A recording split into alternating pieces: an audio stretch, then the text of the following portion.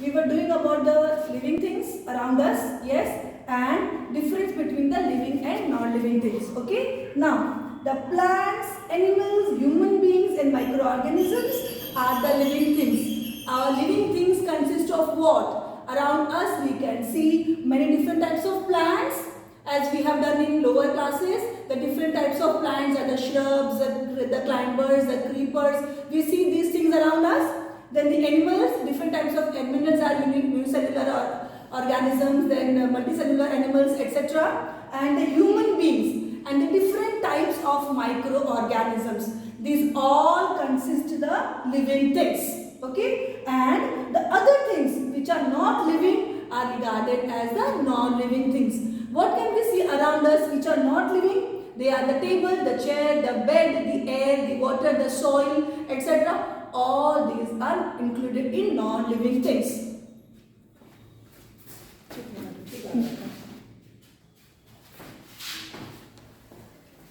Now, what are the common features of living and non-living things? See, we have studied about the living and non-living things around us. So now we are going to study about the common features. What are the common points between the living and the non-living things around us?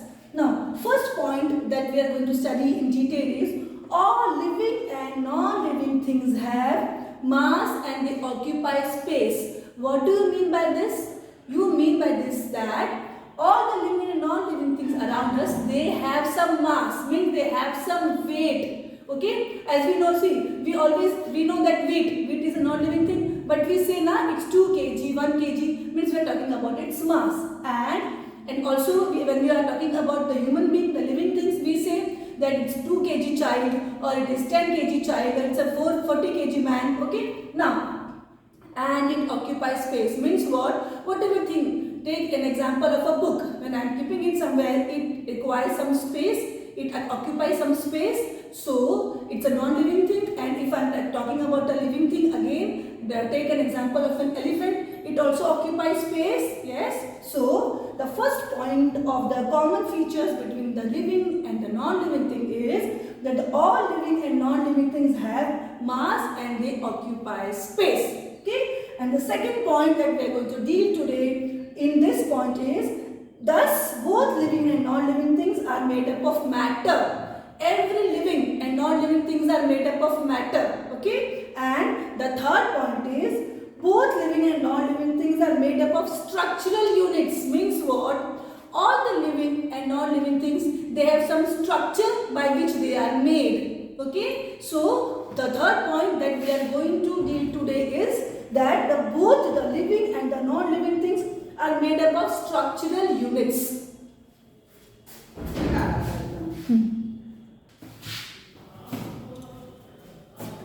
And the common features of living and non-living things, the fourth point that we are going to deal today is that we have studied in the third point that every living and non-living thing have a particular structure. Yes. So the fourth point is continued with the third point only. The structural unit of the living things is the cell. Means what? The basic unit of a living thing is a cell. Means the structure, the main thing, the basic by which a living thing is made is the cell. Okay. And the living things, depending upon the number of cells, they are classified as unicellular or multicellular. Okay, which you will be able to understand in the later classes. Okay, unicellular means they are made up of single cell, they are primitive type, and their examples can be bacteria and many more are there. And multicellular is we. We are the best example of multicellular. The single cell undergoes cell division, and then our body is made up of millions of cells, and we are known as the multicellular organisms. Okay. Now, fifth point is the structural unit. So, the structural unit of living things are cell, and the structural unit of a non-living thing may be an atom or a molecule. Everything is made up of atom. Everything around us in this earth, on this earth, is made up of atom and molecule. So, the non-living things around us are made up of what? They are made up of an atom or a molecule.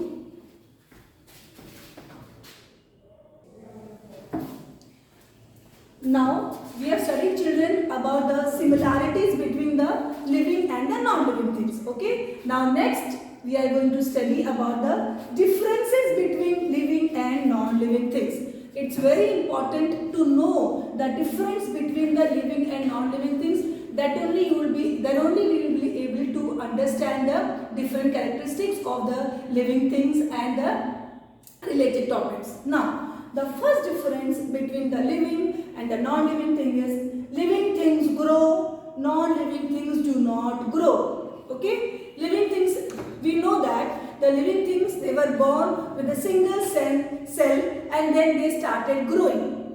And living things, they include, as we know, that they include the plants, the animals, the human beings. Okay? So, when we have seeded the plant, from that baby plant came, means they grow and then they grow in their size, in their height. Same way, the examples of living things, we have also grown. When we have taken birth, we were only 2 to 3 kgs, but now approximately we are 40 to 50 kgs, means we are growing. Okay? Now, second, and non-living things, they do not grow. See, when you bring the book, it's of a particular size, can we see it growing? If you keep it for 1 year, 2 year, 3 year, it doesn't grow. Okay? So, the main difference, what can differentiate a particular object or a particular thing between a living and non-living things, it can grow. The living things can grow and the non-living things cannot grow. The second point of the difference between the living and the non-living thing is, living things need food, non-living things do not need food. See, as we know, for growing, we eat, we need food. What is the work of food? What the food does? Food gives us energy. We get energy by eating food. The food acts as a fuel for us to work. As we all know, for any vehicle to work, it needs fuel in the form of petrol, diesel, etc. Same way, for us, for the living things to work, for the animals to work, for the plants to work, for human beings to work, they need food. We all need food for our survival so that we can survive.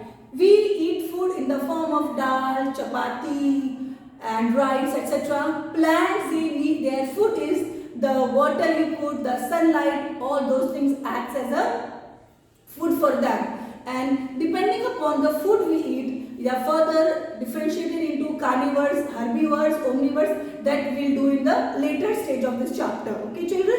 Now, next is, living things respire, non-living things do not respire. Okay? Respire means what? Usually what happens? We take in oxygen from the air and the water around us. Okay? The living things, the living organisms, what they do? They take in oxygen around us, and when the oxygen gets into us, it mixes with the food which gives us energy, and it gives out carbon dioxide and water vapor in the air. So, all the living things, they respire. If we are not able to respire properly, means we need a checkup. Okay, means we are suffering from some disease. So, it's very important, our lungs should work very properly, because we human beings, the main organ for our respiration, for our breathing is the lungs. So, the living things respire, non-living things, they do not respire. The book, as I have taken the example of book, does the book grow? No. Does the book eat food? No. Does the book respire? No, not at all. So, these are the main points that differentiates between the living and the non-living things. Now, the fourth point of difference is, living things show movement, non-living things do not. See, I can move from here to here. You can see I am moving. Why is it possible? Because I am a living thing. Take an example of a dog. Dog can move from one place to other. Again, it's possible because it's a living thing. But as I take an example of book, if I am keeping a book at one place, can it move by its own from one place to other? No, not at all. And plants, as we know, they are living things. They also move. They don't move from one place to other, but their parts move. The roots move in the search of water. The leaves move in the search of sunlight. Yes. So parts of the plant, they move. Okay, so the fourth point of difference between the living and the non-living thing is the living things they show movement and non-living things they do not. Okay, now the fifth point is living things excrete the waste and non-living things do not. We know that when we eat, the food is digested in our body and then the waste is given out in the form of excreta. So this is the habit only of living things. The living things, they give out their waste in the form of excreta. They excrete, this process is known as excretion. Yes, but the non-living things, they do not. Okay. Okay, now next point is living things are sensitive and can feel and non-living things they cannot. Means what? If someone beats me, it will pain to me, or else if I am touching anything hot, I get scared. Okay, now it's winter season. Now it's winter season, we can feel the temperature is very low, we feel it's cold, so we can feel, the animals can feel, so living things can feel, they are sensitive, and non-living things, they do not feel, they don't have any senses. Take an example of book, it will be in the same condition, whatever season it can be, whatever happens, it doesn't have any senses. Okay, this is the fifth difference. That sixth difference, that is the living things are sensitive and non-living things, they are not at all sensitive.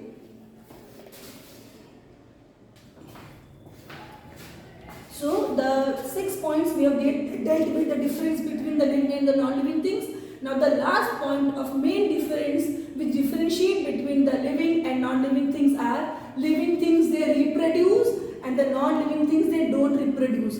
Now what is the meaning of reproduction? Means what? To give birth of its same kind is known as reproduction. Dog will give birth to a puppy, man will give birth to a baby, elephant will give birth to a child which is same as the elephant. So reproduction means giving birth to the young one of their same kind, and reproduction is the main characteristics which is shown by the living things and it's not shown by the non-living things. See, as I had taken the example of book, if I keep the book, does it increase in number? No. If I keep one book, its number would be the same. Reproduction is the process which increases the number. So, it's the main characteristic of the living things.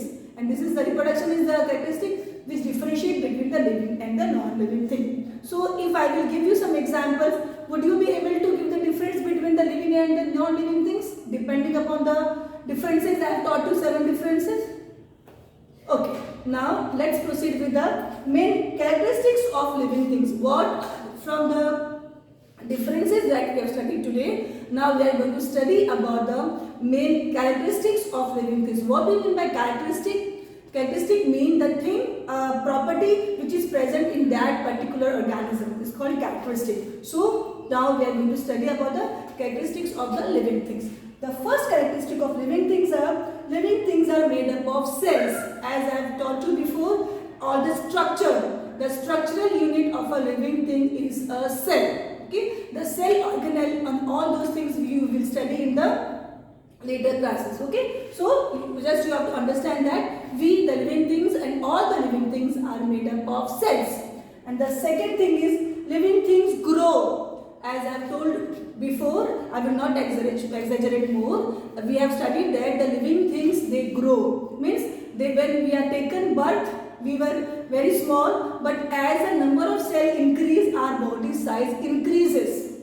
Okay, the bigger the organism, the more number of cells it consists of. Okay, and depending upon the growth, depending upon the number of cells, the living organisms are differentiated into unicellular organisms and the multicellular organisms. As I have taught you before, the unicellular is the organism that is made up of a single cell and it doesn't have many functions to be carried out. Okay, and one of the best example of unicellular organism is the amoeba. Okay, and the second type of the organism depending upon the number of cells is the multicellular organisms. As I have taught you before, multicellular organisms are the organisms which are made up of more number of cells. Okay, and one of the example is we, the human being, the dog, elephant, number of examples you can give. Now, the next characteristic of living things is the living things have a definite lifespan. What do you mean by lifespan? Lifespan is a period in which we live, we are surviving. Okay, the different organisms, the different living things have different lifespan, but the non-living things, they don't have any lifespan. Okay, for example, we, a human being, we have a lifespan of almost 60 to 70 years. We survive, we are healthy, we live. Okay, so different elephant has different lifespan, monkey has different lifespan, means a period in which they can survive, they live. The non-living things, they don't have any lifespan. Okay, now living things, they need food. As I have told you before, the food gives energy to living things to do work. And the food that we eat, it gives us energy to the body to carry on the different systems that is carrying on in our body. For example, digestion, excretion, all those things takes place. For doing that work, our body needs food. By food, food acts as a fuel. Food gives energy to do different types of work. Okay. Now, depending upon the food we eat, the organisms are differentiated into autotroph and heterotroph. Now, I think you must have heard about this. What are heterotrophs or what are autotrophs? First, let's deal with autotroph. Autotrophs are the living organisms which can prepare their own food. Auto means own. They can prepare their own food. And who can prepare their own food? Which organism? It's only the plants. And plants can prepare their own food by the help of chlorophyll, the pigment they have in the leaf. The chlorophyll. And this leaf, in the presence of sunlight, water, carbon dioxide, they help the plant to prepare their food. And plants, they prepare the food for all of us. Okay. Now the next type is heterotroph. What are heterotroph? Heterotroph are the organisms which can't prepare their food. They have to depend on other organisms for their food. We are the examples of heterotroph. So under this point, the living things need food. You have to know about the autotroph and the heterotrophs.